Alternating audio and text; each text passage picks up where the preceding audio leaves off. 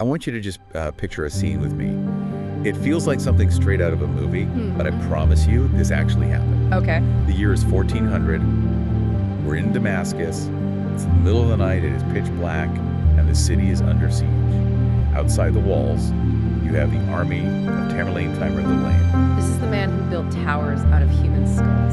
I mean, he's effectively the Grim Reaper of the 14th century. Right, the supreme sword, they call him. A conqueror who had just burned his way from India all the way to Russia. Terrifying figure. Absolutely. And inside the city, it's just panic, complete chaos. The Sultan has already fled, the army's collapsed. But there's this one man, an elderly scholar, and he's standing on the ramparts. And he's not a soldier. Not a soldier, not a general.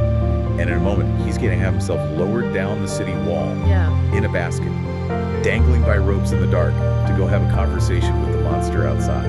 It is one of the most cinematic moments in all of history. You have like the ultimate force of destruction, Tamerlane, meeting the ultimate force of pure intellect. And that man in the basket is Ibn Khaldun.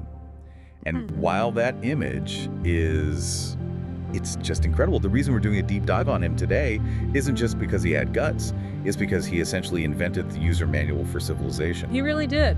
And we're working from a biographical analysis today that traces his journey from the royal courts of North Africa to a cave in Algeria, and then finally to that tent outside Damascus. So the mission here is to understand how this guy, born in Tunis in 1332, somehow managed to decode the mathematical rhythm of history itself. Yeah, he's the one credited with inventing sociology and economics, centuries before the West even had names for those fields. Centuries. And he figured out why empires rise, why they fall, and the specific mechanism that drives that cycle. He called it Asabiyyah. Asabiyyah, which we will absolutely get to because it explains everything from ancient Rome to modern corporate collapses. But I want to start with the environment that produced this brain. Because he wasn't born in a vacuum, and honestly, his early life sounds intense. Intense is putting it mildly. He was born in Tunis, but his family was Andalusian. So they were refugees, really, who had fled the Christian reconquest of Seville. So he grows up in a household of exiled aristocrats. Right, and the source material calls his house a school.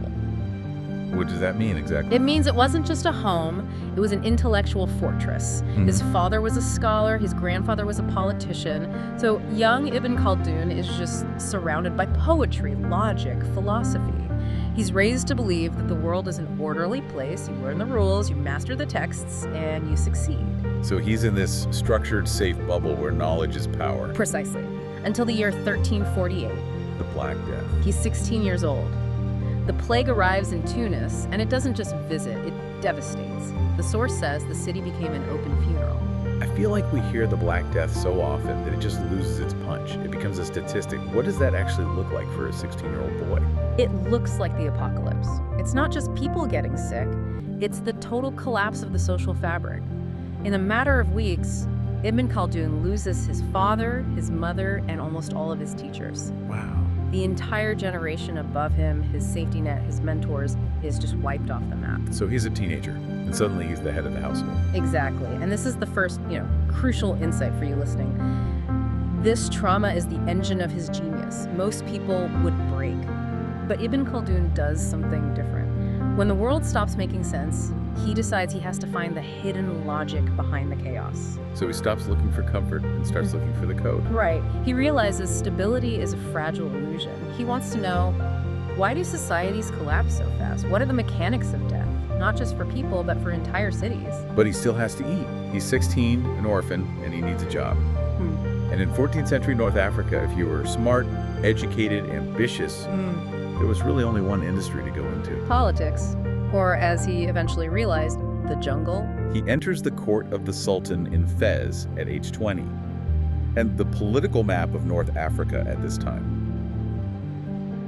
it's just a mess, isn't it? It's a shark tank. You had three rival dynasties, the Hafsids, the Marinids, the Zainids, constantly at each other's throats. But it wasn't just war, it was internal betrayal. The source describes it as the strong eating the weak. So young Ibn Khaldun jumps right into this, and he's clearly brilliant. But does he have the street smarts to survive that? He thinks he does. He's ambitious, maybe a little arrogant. He starts climbing the ladder, switching allegiances between these rival sultans, but he overplays his hand. At age 25, he gets accused of conspiring against the Sultan. And that lands him in prison. For nearly 2 years. Now, usually this is where a career just ends. You rot in a dungeon. But the analysis suggests this was actually his field work. That sounds a little romanticized, doesn't it? I mean, he's in a dungeon. That's a fair point. He obviously wasn't running surveys or anything. But think about what a prison is. It's a microcosm of raw power. Yeah. In the royal court, everyone is wearing a mask, politeness, etiquette, ritual. In prison, the mask comes off. You see people as they actually are. Exactly. He's watching the guards. He's watching how rumors manipulate people, how fear works. He realizes that political power isn't just about who has the fancy title, it's about psychology. It's about who trusts whom, and this is where the seed of his theory is planted. So he eventually gets released, which sounds like luck more than anything. The Sultan died, and he goes right back into the game. He doesn't learn his lesson immediately. She spends the next decade bouncing between these rival capitals, Fez, Tlemcen, Tunis. It's this dangerous dance. Because he's a genius administrator, everyone wants him. Right, but he's also a genius schemer, so everyone is terrified of him. It's the classic, I need you, but I don't trust you dilemma. And it just wears him down. It does. By the time he's 43, he's exhausted. He's seen friends executed, he's been in prison, he's had to flee cities in the middle of the night. He realizes the game is rigged.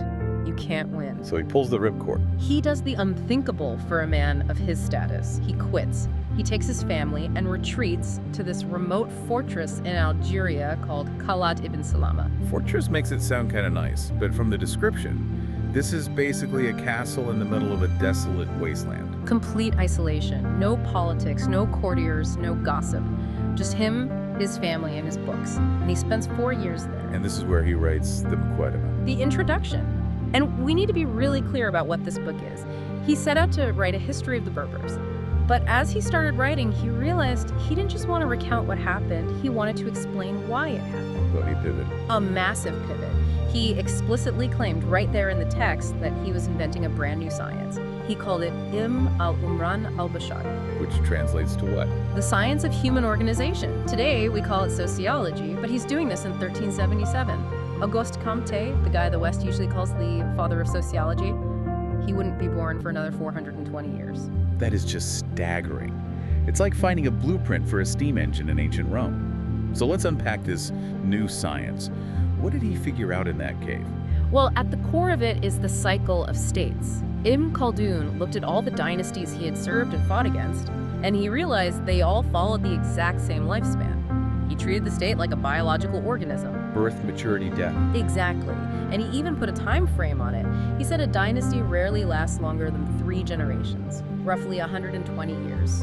3 generations. That feels really specific. Why 3? And this brings us to his most famous concept, the word you need to know from this deep dive, Asabiyyah. Asabiyyah. I've seen this translated as tribalism or solidarity, but those words feel a little small. What is it really? It's social cohesion. It's the glue that binds a group together so tightly that they act as one body. It's the feeling that if you die, I die. Okay, so walk me through the cycle. Yeah. How does Asabiyyah drive this 3-generation clock? Okay, generation 1. These are the people from the desert. Yeah. The nomads. Life is harsh. They have nothing but each other. Because survival is so hard, their Asabiyyah is incredibly high. So they're a tight, efficient fighting unit. Right. They trust each other implicitly because they have to. They sweep into the soft, settled lands, the cities, and they conquer. They overthrow the old, decaying dynasty. That's the birth. Then comes generation 2. Generation 2 are the builders. They rule the empire. They start to build palaces, universities, markets. They move from tents to castles. They're still tough because they remember the stories in the desert, but they're getting used to the good life. The Asabiyyah is holding, but it's not as fierce. And then generation 3. The inheritors. They have never known the desert. They've never known hunger. They were born into, metaphorically, silk and air conditioning. The trust fund kids. Precisely. And here's the key. They have 0 Asabiyyah. They don't rely on each other. They rely on money. They stop fighting for themselves and start hiring mercenaries to fight their wars. They are individuals chasing status, not a group chasing survival. So they outsource their own survival. Exactly. And that is the death phase. The glue dissolves, the state becomes fragile, and then inevitably, a new group of hungry nomads with high Asabiyyah comes over the hill, knocks them over, and the cycle starts all over again. That is terrifyingly accurate. It's the academic version of hard times create strong men create good times create weak men. It is exactly that, just codified into a sociological law. He argued that luxury is the poison. Luxury kills the spirit of the group. It turns us all into selfish individuals. But he didn't stop at sociology. The source says he went deep into economics too, which makes sense. If you're analyzing a state, you have to follow the money. Yeah, you can't understand power without understanding the economy. And this is where it gets really technical. He basically lays out supply and demand 4 centuries before Adam Smith. But his most surprising insight, especially for us today, is on taxes. The Laffer curve. Essentially, yes. He observed that at the beginning of a dynasty, taxes are low, but the revenue is high. Wait, low taxes, high revenue. How does that work? Because when taxes are low, people get to keep the fruits of their labor, so they work harder. They start businesses, they farm more land, the economy grows, so the tax base grows. Even a small slice of a huge pie is a lot of money. Okay, that makes sense. That's the growth phase. But as the dynasty enters that old age phase, generation 3, the rulers need more money for their luxuries, their mercenary armies. They're spending more, so they raise taxes. And the opposite happens. Right, he says. When tax assessments increase, the incentives to work decrease. People stop producing because the government is just going to take it anyway. They hide their wealth or they leave. The economy shrinks and the empire goes bankrupt. It's wild to think he's figuring this out by watching camel caravans and local sultans in the 1300s. He's diagnosing economic stagnation perfectly. It just shows the power of his analytical method. He wasn't just recording dates, he was looking for the incentives. He was asking, why do people do what they do? So he writes this masterpiece. He has the theory of everything, but he's still in a cave. Ingenious needs an audience. It does. After 4 years, he feels the pull of the world again. But he's done with the petty warlords of North Africa. He wants the big leagues. So in 1382, he boards a ship for Cairo. And Cairo at this time is described as the metropolis of the universe. It was the New York City of the Middle Ages, the center of learning, wealth, and power. And Ibn Khaldun makes a splash. The Mamluk Sultan, Barquaq, recognizes his brilliance and appoints him chief Maliki judge. Which is the highest judicial job in the land. So finally, he's made it. He has the respect, the position, the stability, but knowing Ibn Khaldun, he probably couldn't just sit back and enjoy it. He absolutely could not. He tried to apply his principles to the court. He fought corruption. He refused to take bribes. He treated rich princes exactly the same as poor shopkeepers. I'm sure the princes love that. They hated him. They conspired against him constantly. He was actually fired from the position of chief judge and then rehired and then fired again. How many times? 6 times. 6. 6 times he was fired and rehired. He was too competent to ignore, but too annoying to keep around. But while he's fighting these political battles, the real blow comes from his personal life. And this is where this story just gets heartbreaking. The shipwreck. Yes. Once he was established in Cairo, he sent for his family in Tunis to finally join him. His wife, his children, everyone. They boarded a ship. And just off the coast of Alexandria, practically within sight of the port, a storm hits. The ship sinks. And he loses everyone. Everyone. In a single afternoon, he's 65 years old.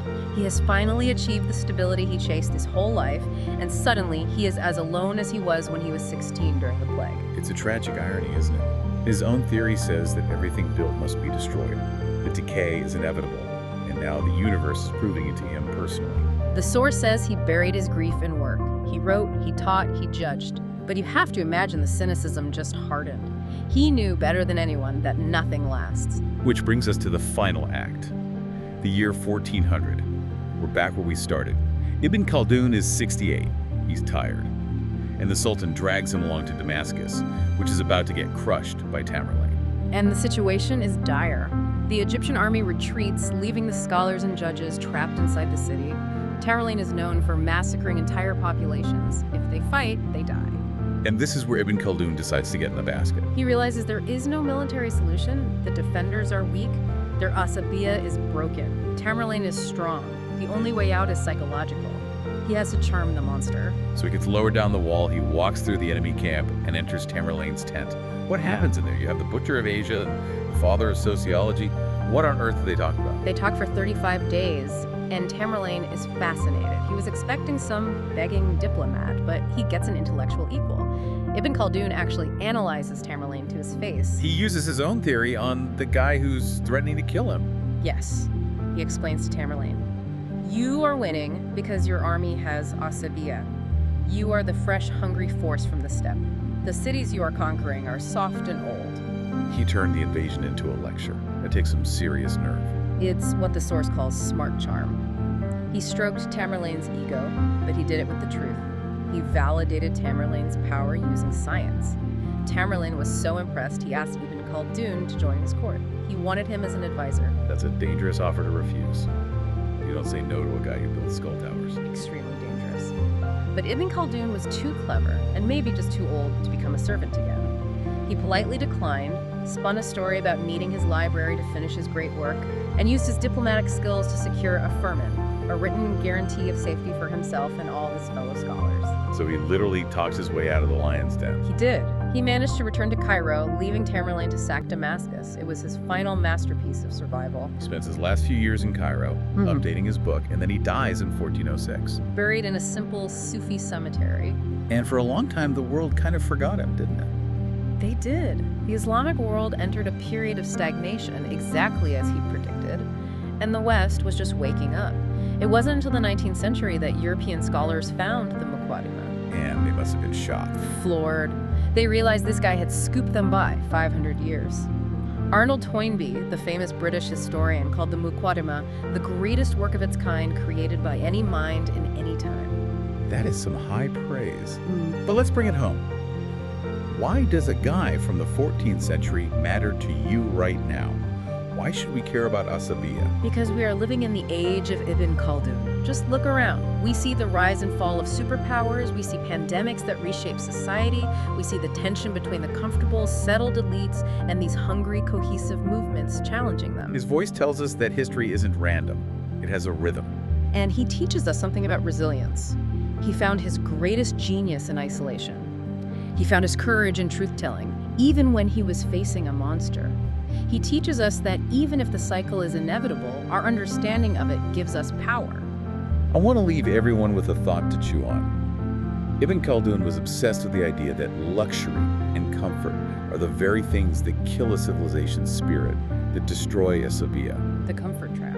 Right. So if Ibn Khaldun were to teleport into our modern world with our on-demand everything, our digital bubbles, our extreme comforts, and he looked at us, where would he say we are in the cycle? Are we still the builders? Or have we become the inheritors, just waiting for the next group with stronger Asabiyyah to replace us? That is the question. Thanks for diving in with us. We'll see you next time.